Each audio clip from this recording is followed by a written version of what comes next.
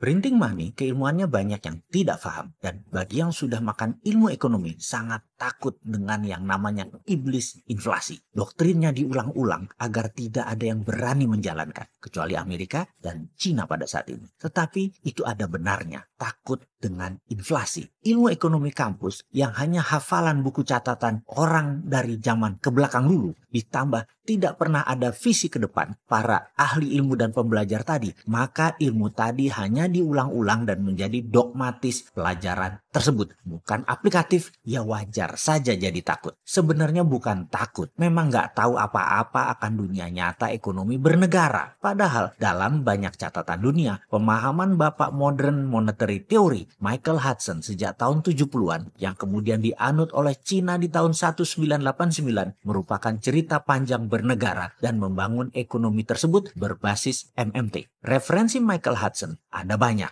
Salah satunya adalah bagaimana Jerman membangun ekonomi hanya kurang dari 15 tahun. Dari tahun 1919 yang merupakan beban berat Jerman kala itu yang kalah Perang Dunia Pertama, di mana Jerman bukan saja jadi miskin namun harus menanggung beban hutang biaya perang yang dibayarkan kepada negara-negara pemenang Perang Dunia Pertama. Waktu itu Jerman membangun industrinya dengan printing money, dan di tahun 1936 Jerman ekspansi. Jerman menjadi negara kuat. Jerman menjadi negara adidaya. Sisanya adalah sejarah. Churchill, pemimpin tertinggi Inggris tahun 40-an, juga FDR, Franklin Delano Roosevelt, memerintahkan JMK, seorang ekonom handal di ujung masa baktinya di bidang ekonomi, untuk menghitung biaya perang agar Amerika dan Inggris menang perang. Berapa biayanya dan apa saja yang harus dibangun. Dunia menyebut ilmu tersebut adalah war cost accounting, dan kemudian printing money dilakukan. Selepas Perang Dunia Kedua, Amerika membangun dunia otomotif permesinan, juga infrastruktur untuk bisnis mobil, bus, kereta api, dan pesawat terbang dengan printing money based on project yang bernama New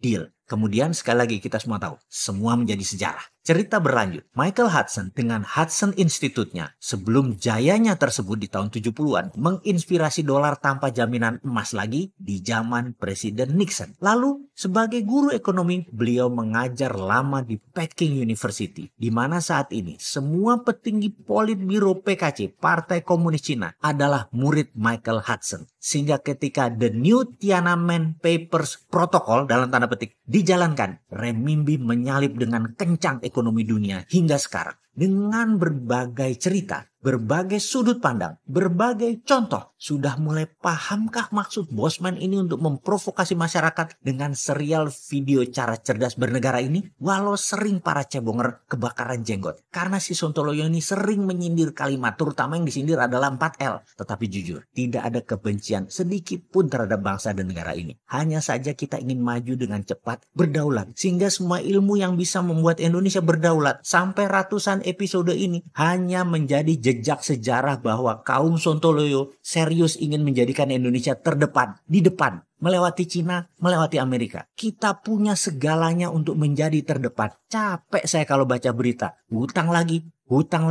Kelihatan banget bukan ahlinya kelola negara. Karena terjadi pengulangan. Mana visinya yang membuat Indonesia memimpin dengan visi out of the box-nya? Sekali lagi, karena kita punya apa yang mereka tidak punya. Karena itu kita bisa menjadi yang terdepan. Hanya mental keberanian dan knowledge saja yang perlu ditambahin. Pasti Indonesia berjaya. Saya nggak sabar nunggu 4 tahun lagi. Karena peristiwa saat ini, risetnya global ekonomi ala corona ini disebabkan oleh corona ini. Ini adalah moment of greatness-nya Indonesia. Harus ambil peluang itu sekarang. Sekaranglah kita bergerak, bukan nanti. Grand plan-nya ada kan? Bosman yang kaleng-kaleng begini sudah ada. Nggak percaya? Mau diurai? Kita mulai dari strategi printing money. Saat ini ekonomi Indonesia kanker stadium 3. Kita beri stimulus ekonomi. Jangan asal memberi stimulus. Begini ya caranya.